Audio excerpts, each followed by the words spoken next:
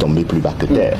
Alors, votre leader, le professeur Maurice Kamto, a lui aussi fait un discours dans lequel il affirme qu'il sera bel et bien candidat parce que sa candidature remplit toutes les conditions prévues par la Constitution. Alors, vu cette Constitution, justement, qu'est-ce qui rend sa candidature inattaquable? La Constitution est imparable en ce qui concerne par exemple l'article 15 sur la notion de la nullité du mandat impératif, oui, qui veut simplement dire que une fois qu'un citoyen est élu, peu importe le parti politique qu'il a investi, dès lors qu'il devient élu, il n'appartient plus à son parti politique. Il appartient par ricochet à l'ensemble de la nation. La question de la possibilité de la candidature du professeur Maurice Kamto est fondamentalement assise sur ce principe-là et de tout ce qui en découle. Je rappelle, dans les faits, concrètement, je rappelle que le principe fondamental, c'est la hiérarchie des normes juridiques. Nos amis du RDPC ont probablement manqué leur cours d'introduction générale au droit parce qu'ils appliquent une hiérarchie inversée de l'ordre juridique. C'est-à-dire qu'ils pensent par exemple qu'un décret ou une loi, prenons même une loi comme le code électoral, a vocation à s'interpréter d'une manière qui peut être contraire à l'interprétation de la Constitution. Je rappelle toujours que quand on parle de la constitutionnalité des lois, il ne s'agit pas seulement de la conformité des lois au texte de la Constitution, mais au bloc de constitutionnalité. Et le bloc de manière combinée, c'est ça? Bien entendu. Et le bloc de constitutionnalité, c'est non seulement le texte de la Constitution, mais c'est aussi, par exemple, les instruments juridiques internationaux qui sont incorporés dans la Constitution, notamment la Déclaration universelle des droits de l'homme, la Charte de l'ONU, les différents pactes, notamment sur les droits civils et politiques, ou le pacte sur les droits sociaux, les droits économiques et sociaux et culturels, etc. Plus la jurisprudence constitutionnelle et les principes généraux du droit. C'est-à-dire que une interprétation de la loi qui va dans un sens contraire à tout ce que je viens d'évoquer ne peut simplement pas prospérer. Donc, le Conseil constitutionnel sera face à ses propres responsabilités de soit se dédire éhontément en contredisant sa propre jurisprudence et une panoplie d'autres instruments juridiques pour lesquels ce Conseil ne s'est jamais contredit par le passé. Et alors on aura la preuve que ce Conseil se contredit simplement parce que c'est Maurice Kamto. Et donc fera mentir. Et s'il se contredit? Mais attendons de voir. Mais ce que je puis vous dire, c'est qu'il n'aura pas l'occasion de se contredire. Je vous rappelle simplement que ce débat est malsain à mon avis. Non pas que vous n'ayez pas le droit de poser cette question, M. Tenda.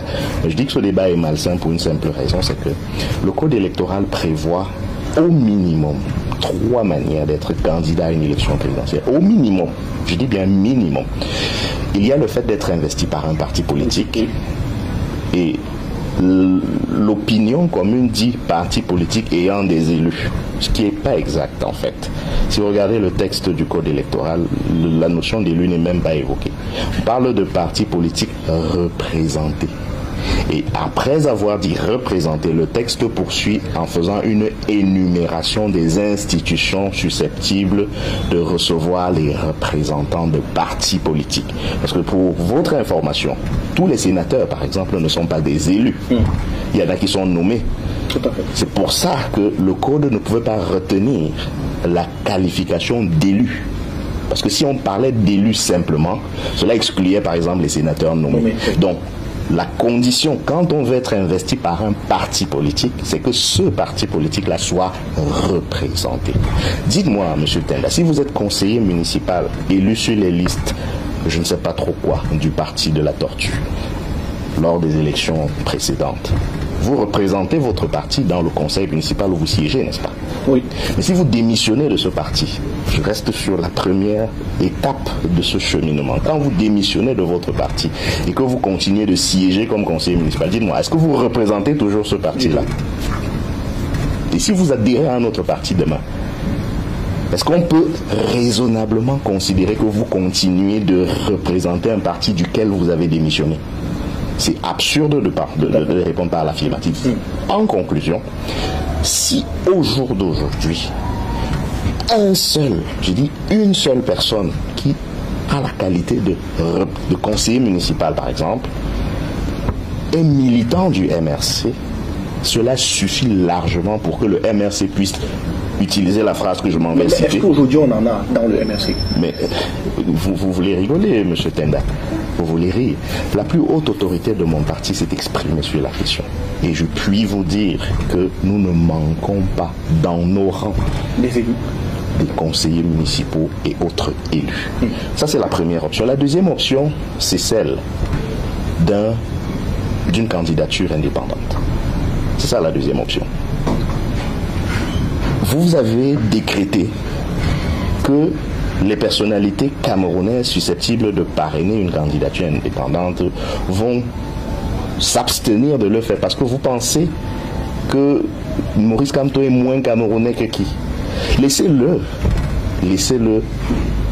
demander la possibilité, si c'est cette voie-là qui devait être choisie. Laissez les Camerounais dire si oui ou non ils vont le parrainer ou pas. Vous ne pouvez pas d'emblée, d'office, d'entrée de jeu, postuler que cela sera impossible. Je termine simplement en disant que maintenant qu'on a fait le débat malsain, comme je l'ai dit, mais c'est mon opinion, sur la possible... Vous avez constaté les attaques contre Maurice Kamto. Les gens qui disaient que non, il n'est pas éligible, il n'atteint pas ou il ne remplit pas tous les critères pour être candidat aux élections présidentielles de 2025. Maintenant, nous sommes ravis, nous sommes fiers de vous dire que sa candidature pour les élections de 2025 est inattaquable. Il remplit tous les critères. Il remplit tous les critères. Vous avez bien écouté ce que Maître Roland a dit dans sa vidéo. Vous avez très bien écouté parce que l'habitude, c'est que le régime en place va créer peut-être des scandales, il va créer peut-être des problèmes ou même des crimes où il va incriminer Maurice Kamto en disant que non, il n'est pas éligible comme candidat aux élections 2025. Dites-moi un peu, parmi le MLC et le PCRN et PADEC et les autres SDF, quel est le parti d'opposition le plus attaqué au Cameroun? Dites-moi un peu en commentaire, quel est le parti d'opposition le plus attaqué au Cameroun? Maintenant, si on prend peut-être le MLC comme le parti le plus attaqué, pourquoi on attaque plus le MLC? Parce qu'ils savent que non, voici un parti politique qui peut nous déplacer et faire un changement. Et là, s'ils nous déplacent, ils font un changement, les Camerounais vont nous détester à vie. Je ne sais pas si vous comprenez un peu.